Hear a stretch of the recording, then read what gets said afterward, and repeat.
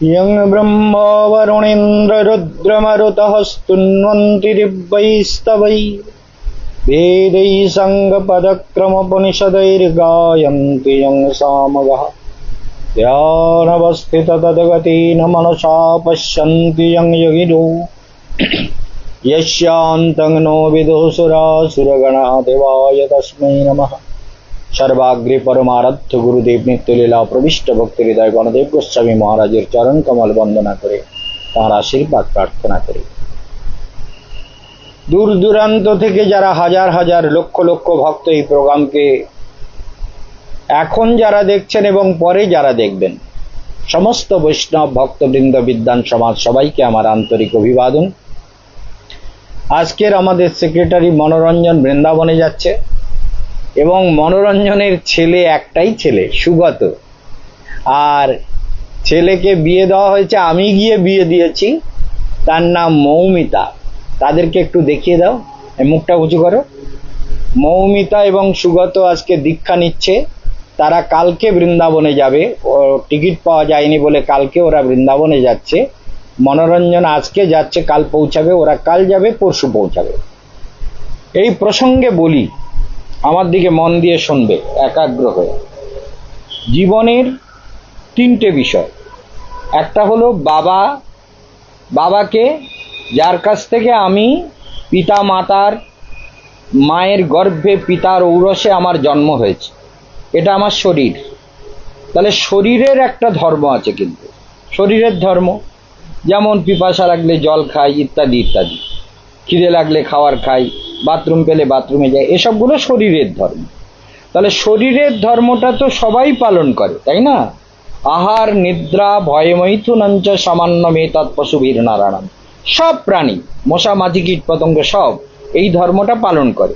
আহার নিদ্রা ভয় মৈথুন, ভয় করা, খাওয়া দাওয়া ইত্যাদি ইত্যাদি। আর একটা ধর্ম আছে মনের ধর্ম।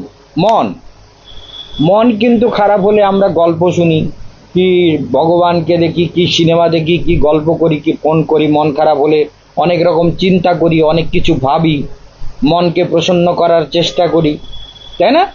তাহলে একটা হচ্ছে শরীরের ধর্ম, আর একটা মনের ধর্ম। মনটা তিনটে বস্তু, শরীরটা কিন্তু পাঁচটা বস্তু দ্বারা গঠিত। ভালো করে শুনবে এবং ওখানে গিয়ে বই পড়বে। পাঁচটা বস্তু দ্বারা শরীরটা গঠিত হয়। ক্ষিতি, তেজ, অপ, মরুদ, বোম। জানো তো? ক্ষিতি মানে মাটি, তেজ মানে আগুন, অপ মানে জল, মরুদ মানে বায়ু, আর বোম মানে আকাশ। এই শরীরে এই পাঁচটা বস্তু আছে, জল, আলো, আকাশ, বাতাস আর মাটি। এই যে প্রিয়াঙ্কা, ভালো করে মনে রাখতে হবে, ওখানে গিয়ে ক্লাস হবে কিন্তু। সেই জন্য এই পাঁচটা বস্তু দিয়ে শরীর গঠিত। আর মনটা গঠিত কি দিয়ে? মনটা গঠিত হচ্ছে তিনটে দিয়ে, মন, বুদ্ধি আর অহংকার। মন ডিসাইড করে বুদ্ধিকে সঙ্গে নিয়ে, আচ্ছা এটা করব। বুদ্ধি বলল, বুদ্ধি যখন চিন্তা করে বলল চিত্ত অহংকার, আমার মধ্যে একটা অহংকার অস্মিতা জীবের মধ্যে থাকে, সেই অহংকারে ধরো হ্যাঁ আমি এটা করতে পারবো, একটা অহংকার। আর বুদ্ধিকে সাথ নিলাম, বুদ্ধি খাটিয়ে এটাকে করতেই হবে। তাহলে শরীর, মন আর বুদ্ধি। তাহলে শরীর মন বুদ্ধি নিয়ে একটা, সেটাকে বলে সূক্ষ্ম শরীর। কি শরীর? আর এটা হচ্ছে স্থূল শরীর। স্থূল মানে রক্ত মাংসের, ইংরেজিতে বড়নি ফ্লেশ বডি। ফ্লেশ মানে রক্ত মাংসের তৈরি এই বডিটা, স্থূল শরীর। আর ওটা হচ্ছে সাটল শরীর মানে সূক্ষ্ম শরীর। আর একটা আছে ওর মধ্যে, সেটার জন্য আমরা বেঁচে আছি, সেটা হলো আত্মা, আত্মা। মনে থাকবে তো? তাহলে তিনটে শরীর হলো, একটা স্থূল শরীর, আর একটা সূক্ষ্ম শরীর, আর একটা হলো আত্মা। তোমরা দীক্ষা নিচ্ছ, তাহলে শরীরের ধর্ম তো পালন করছো, করতেই হয়। মনের ধর্ম বুঝি না বুঝি পালন করি, কিন্তু আত্মার ধর্মটা পালন করতে গেলে দীক্ষা নিতে হবে, গুরুর আদেশ মেনে চলতে হয়, সাধনা করতে হয়, মন্ত্র জপ করতে হয়। তাহলে আমরা একটা জীবনের পূর্ণতা পেতে পারি। পূর্ণতা, সাধনার পূর্ণতা, ধ্যানের পূর্ণতা, মন্ত্রের পূর্ণতা, তো সমস্ত মঙ্গল প্রসন্নতা সব পেতে পারি আমরা যখন আমরা আত্মার ধর্মটাকেও পালন করি। কি বলো তো একবার, কি ধর্ম? হ্যাঁ, তাহলে শরীরের ধর্ম তো অটোমেটিক্যালি পালন করি। এই পিপাসা লেগেছে, এক বোতল জল দে, তো তুমি যেমন ট্রেনে যাবে এক বোতল জল কিনে নিয়ে খেয়ে নিলাম, ঠিক আছে, এটা শরীরের ধর্ম। পিপাসা লেগেছে, জল চাই। বাথরুম পেয়েছে, বাথরুমে যাই। আর আত্মার ধর্ম হচ্ছে মন খারাপ হলে কিছু গল্প করি বা অমুক করি তুমুক করি, যাই করি। আর আত্মার ধর্মটা আমরা জানি না, সেটা হচ্ছে সাধনা, সেটা হচ্ছে মন্ত্র জপ, গুরুদেব যেমন বলে দিলেন তেমন মেনে চলা। কথাটা বুঝতে পেরেছো তো? তাহলে আজকে থেকে আর দাদু নয়, মহারাজ হলেন গুরুদেব, ঠিক আছে? এতদিন দাদু বলেছো, বাবা মার গুরুদেব তাই, কিন্তু এখন থেকে দাদু নয়, গুরুদেব, ঠিক আছে? গুরুদেবের কথা মতো আমরা চলবো, আশ্রম রক্ষা করব। আর কি, শুনে নাও, খুব একটা দার্শনিক শ্লোক বলবো, মন দিয়ে শোনো। রীতে অর্থম যৎ প্রতীয়েত নো প্রতীয়েত চ আত্মনি। ব্রহ্মাকে ভগবান নারায়ণ এই শ্লোক দ্বারা উপদেশ দিয়েছিলেন। এই শ্লোকটা খুব দার্শনিক, মানে গুরুত্বপূর্ণ। ভাগবতে 18,000 শ্লোকের মধ্যে 4টে শ্লোক নারায়ণ বলেছিলেন ব্রহ্মাকে, আর ব্রহ্মা সেটা নারদকে বলেছিলেন, নারদ সেটা ব্যাসদেবকে বলেছিলেন, আর ব্যাসদেব ওই ভাগবতটাকে 4টে শ্লোককে 18,000 শ্লোকে বিভক্ত করলেন। 4টে শ্লোক, তার মধ্যে একটা শ্লোক আমি তোমাদের শোনাচ্ছি। রীতে অর্থম, ঋত মানে সত্য, ঋত মানে সত্য, যৎ প্রতীয়ত সত্য বলে এই জগতে কিছু মনে হচ্ছে, নো প্রতীয়ত চ আত্মনি, কিন্তু আত্মাকে আমি প্রতীয়ত মানে দেখতে পাচ্ছি না। তাহলে রীতে অর্থম, যা সত্য বলে মনে হচ্ছে, যেমন এইটা আমার বাড়ি, এইটা আমার মা, আমার মাটা মরে গেছে। তোমার মা মরে গেছে? আছে তো, বাহ। বাবা আছে? বাবাও আছে, তাহলে মা বাবা আছে। তাহলে মা বাবা আছে, কিন্তু মা বাবা একদিন মরে যায়, সৃষ্টির এটাই নিয়ম, তাই না? আমার মা বাবা মরে গেছে, তাই না? মনোরঞ্জনের বাবা মরে গেছে, মাটা আছে, তাহলে সে মার জন্য চিন্তা করে, তুমিও মা বাবার জন্য ভাবো, এর সবাই করে। তাহলে কি হচ্ছে, এগুলো কিন্তু কেউ আমার নয়, তাই না? মা বলো, বাবা বলো, স্বামী বলো, পুত্র বলো, কন্যা বলো, ঘর বাড়ি, টাকা পয়সা, ভোগ ঐশ্বর্য, এগুলো আত্মাকে বাদ দিয়ে যা কিছু জগতে আমরা দেখি, ভগবান বলছেন, নারায়ণের মুখ নিঃসৃত বাণী, বলবে না? নারায়ণ বলছেন নো প্রতীয়ত চ আত্মনি, আত্মাকে বাদ দিয়ে আমরা যা কিছু দেখি সেগুলো কিন্তু সত্য না। নো প্রতীয়ত চ আত্মনি বলে, তাহলে সত্য বলে মনে হচ্ছে কেন? কথাটা বুঝতে গেলে? বলে সত্যের মতোই তো মনে হচ্ছে। এই যে আমি ছোটবেলা, আমি সুগত ছোট বাচ্চা ছিলাম, আমি আপনার সঙ্গেও ঘুরেছি, আপনি কত ভালোবাসেন, আপনার কাছে আজ দীক্ষা নিচ্ছি, মৌমিতাকে দেখেও ভালো লেগেছে, মৌমিতাকে খুব স্নেহ করি, তাহলে তোমরা দুজন আশ্রমে যাচ্ছ, তোমাদের এখন কি করতে হবে? বলে আমরা এতদিন তো দেখেছি জগতের বাইরের দিকটা, শরীরটা, বাইরের জগতে বাবা মা ভাই বন্ধু শত্রু আছে, মিত্র আছে, ভালো আছে মন্দ আছে, সুখ আছে দুঃখ আছে, সব কিছুই আছে, আছে না? তাহলে এটা হচ্ছে শরীরের, আর একটা হলো আত্মার। এই আত্মারটাকে কিন্তু দেখতে পাই না। একটা হচ্ছে শরীর, আর শরীর সম্পর্কিত যত বস্তু আছে শরীরের সম্পর্কিত, তার মানে শরীরের সম্পর্কিত হচ্ছে শত্রু। তাহলে এই লোকটা না আমার শত্রু, এই লোকটাকে আমার ভালো লাগে না, এই লোকটাকে আমার খুব ভালো লাগে, এই লোকটা আমার ক্ষতি করেছে, এই লোকটা আমার ভালো করেছে, ইত্যাদি অনেক চিন্তা হয়। তাহলে এই যে শত্রু, শত্রু চ মিত্রে চ তথা মান অপমানয়, গীতায় ভগবান বলছেন শত্রু মিত্র মান অপমান যা কিছু হয় সেগুলোকে যারা সহজ করে নিতে পারে তারা হলো ভাগ্যবান, তারা যোগী, তারা সিদ্ধ, তারা মুক্ত, তাদের দুঃখ নেই। তাহলে দীক্ষার দিনে কি শুনছো? দীক্ষা মানে দিব্য জ্ঞান। গুরুদেব মন্ত্ররূপে তোমার ভেতরে একটা বীজ রোপণ করে দেবেন। যেমন পিতা মায়ের গর্ভে বীজ রোপণ করেছে তাই আমি সন্তান, আর গুরুদেব যে বীজ রোপণ করছেন সেটা হচ্ছে ব্রহ্ম বীজ। কি বীজ? মন্ত্ররূপী ব্রহ্ম বীজ। সেই ব্রহ্ম বীজ কোথা থেকে দেন? কান দিয়ে। কান দিয়ে গুরুদেব মন্ত্ররূপী বীজ দিলেন। সেই বীজকে যখন আমি যত্নপূর্বক ঠিক মতন রক্ষা করি, সেই বীজ ধীরে ধীরে বৃক্ষ হবে, লতা হবে, ফুল হবে, ফল হবে, জীবনে অনেক সুন্দরতা লাভ হবে। বোঝা গেল? অনেক সুন্দরতা লাভ হবে কিসের দ্বারা? মন্ত্রকে যদি যত্ন করি। যেমন একটা মেয়ের পেটে যখন বাচ্চা আসে, সে বাচ্চাটাকে যত্ন করতে হয়। ডাক্তার বলে দেখো এইরকম খাবার খাবে, এই ধরনের খাবার খাবে না, এইভাবে চলবে না, উল্টো পাল্টা চলো না, ইত্যাদি। তাহলে বাচ্চাটাকে পেটে লালন করতে গেলে একটা নিয়ম পালন করতে হয়। তেমনি দীক্ষা মন্ত্রকে সাধনায় পুষ্ট করতে গেলে গুরুদেবের উপদেশ মতো কিছু নিয়ম পালন করতে হয়, মন্ত্র জপের নিয়ম, তাই না? সেই নিয়মগুলো বলে দেবো, বইতে লেখা আছে, সেটাও পেয়ে যাবে, সব পেয়ে যাবে। তাহলে রীতে অর্থম, দার্শনিক শ্লোক হচ্ছে রীতে অর্থম। শোনো ভালো করে, শোনো ভালো করে, কি বললাম? রীতে অর্থম যৎ প্রতীয়ত, সত্য বলিয়া যাহা তোমার প্রতীতি হইতেছে, মানে সত্য বলিয়া, ভালো বাংলা বোঝো তো? সত্য বলিয়া যাহা তোমার প্রতীতি, প্রতীতি মানে, প্রতীতি মানে হ্যাঁ মনে হচ্ছে বা বিশ্বাস হচ্ছে, বলে এই তো সত্য, এই তো ঘর সত্য, বাড়ি সত্য, শত্রু সত্য, বাবা সত্য, মা সত্য, আমি সত্য, বউ সত্য, শত্রু সত্য, ভালো সত্য, এসব সত্য, কিন্তু এগুলো ক্ষণিকের জন্য, চিরন্তন নয়, তাই না? চিরকাল জগতে কিছুই থাকে না, সমশ্রয়া। আজ যা সত্য মনে হচ্ছে, কাল কিছুদিন পরে মনে হবে মিথ্যা। আজ যারা আপন মনে করছি, কাল তারা পর হয়ে গেল, কোথায় চলে গেল, প্রকৃতির অন্তরালে চলে গেল, দেখতে পেলাম না। খুব ভালো করে শুনবে।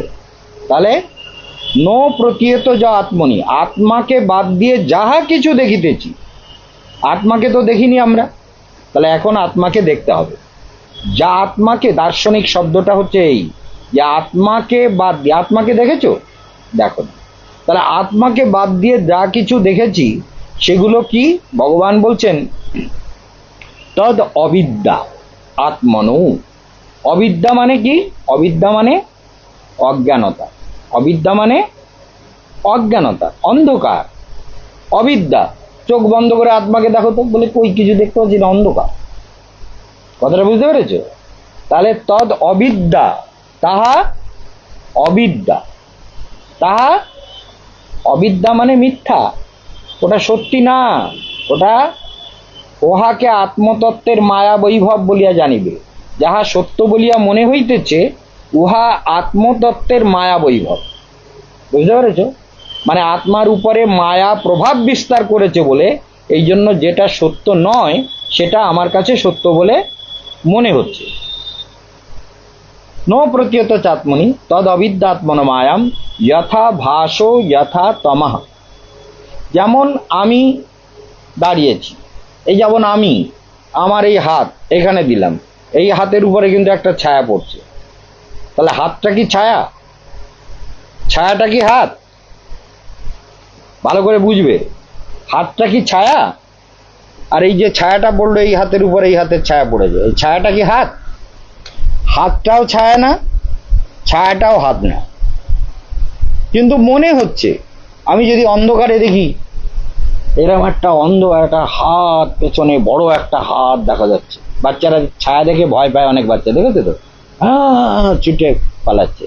তাহলে ছায়াটা কিন্তু সে না, কিন্তু সে ভয় পেল, এটাই হলো অজ্ঞানতা। বাচ্চাটা ভয় পাচ্ছে, কিন্তু আমি তুমি হলে বলে আমার ছায়া তো, আমি ভয় পাবো কেন?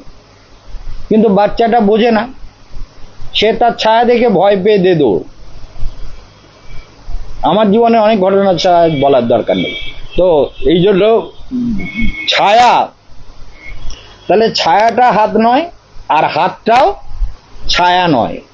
তেমনি এই জগতে যথা ভাস যথা তব, যেমন তুমি জগতে দেখছো তেমনি তম মানে অন্ধকার, অন্ধকারে আর এক রকম প্রতীতি হচ্ছে, কিন্তু ভেতরে যখন আলো জ্বলবে, জ্ঞানের আলো খুলিবে এবার, জ্ঞানের আলো, আমার গুরুদেবের কথা, জ্ঞানের আলো জ্বলিবে এবার, খুলিবে নয়ন চাহনি।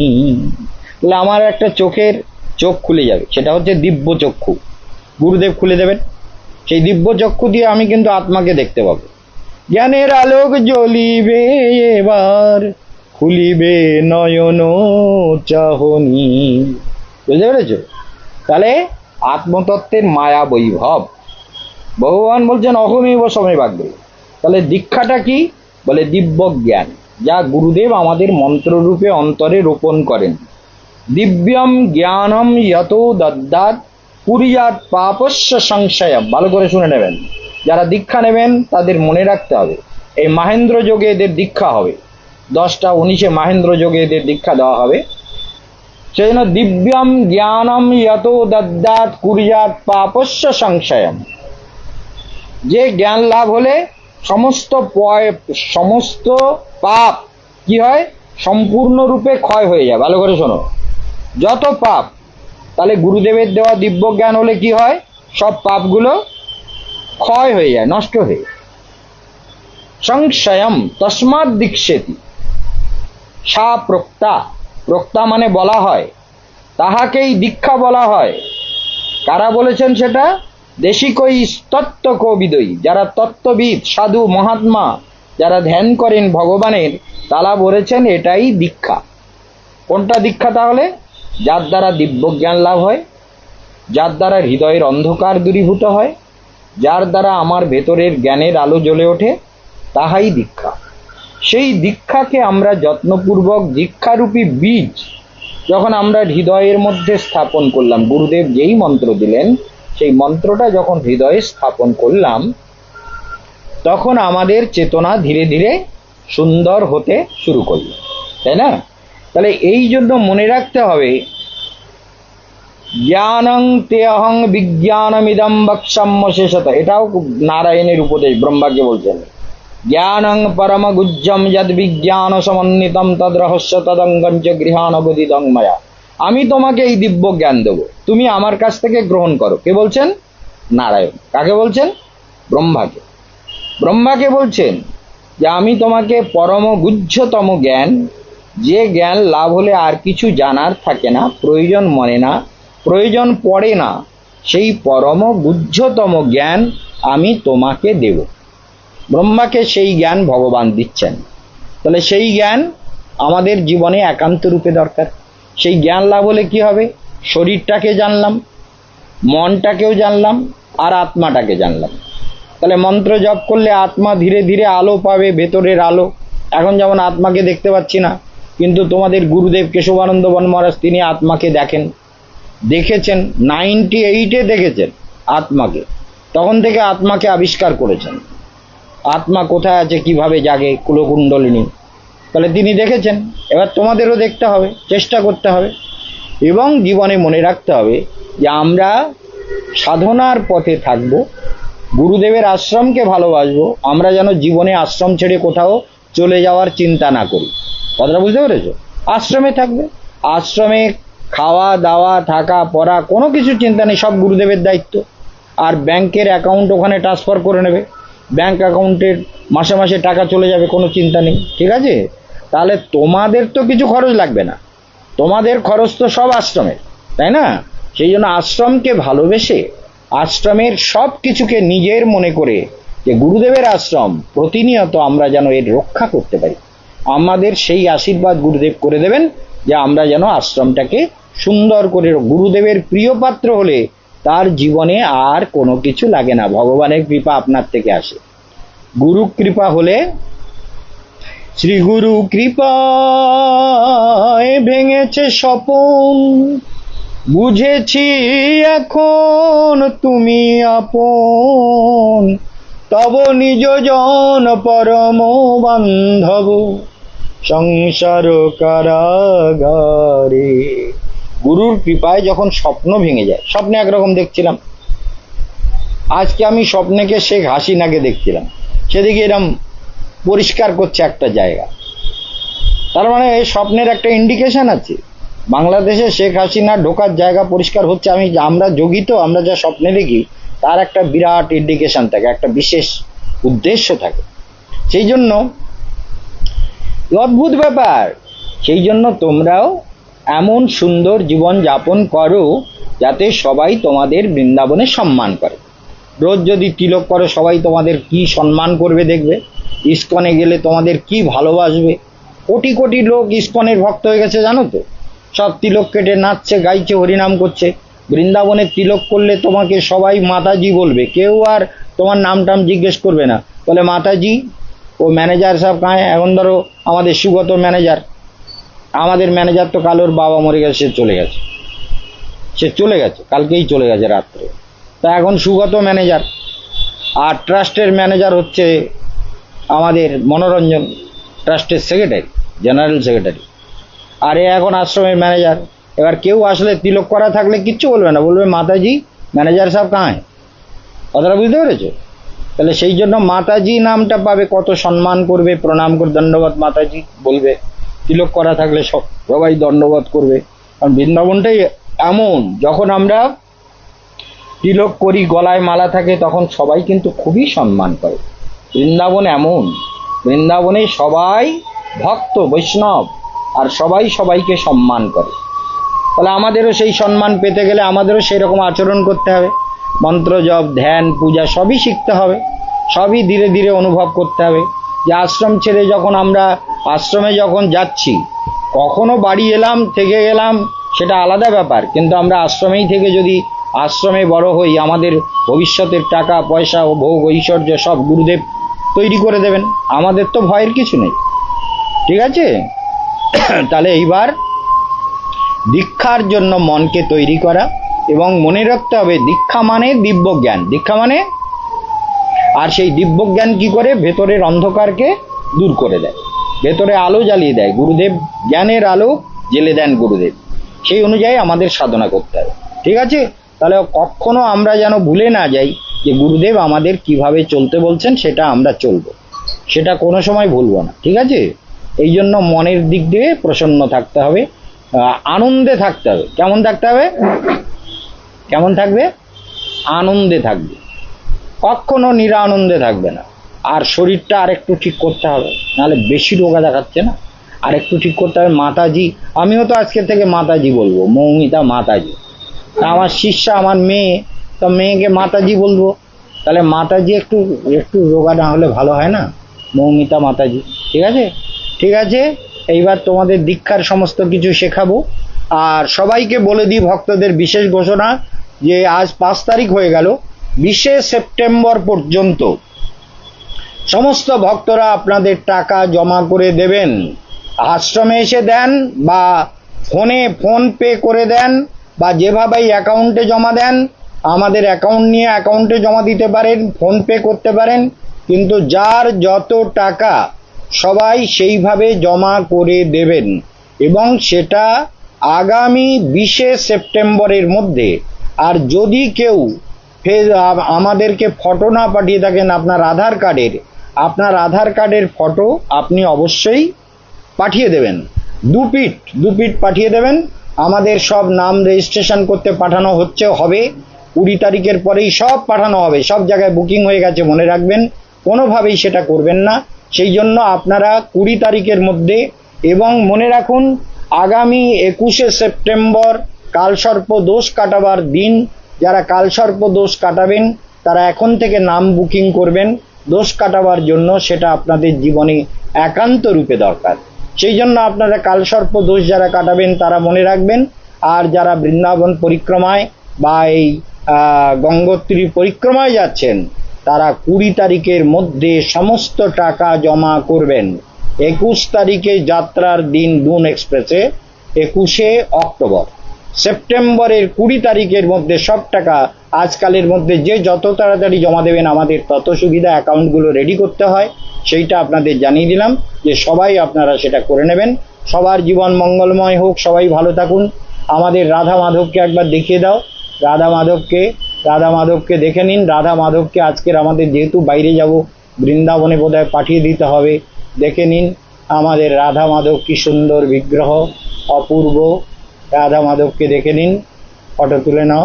সবাই ভালো থাকবেন, সবার জীবন। রাধা মাধব কি জয়, জয় রাধা রানী কি জয়, গোপাল জিউ কি জয়, জয় রাধা মাধব কি জয়, জয় গোপাল। আজ বৃহস্পতিবার না, সেই জন্য ঠাকুর হলুদ ড্রেস পরেছেন, দেখেছেন? বৃহস্পতিবার বলে হলুদ ড্রেস পরেছেন, ফটো তুলে নাও।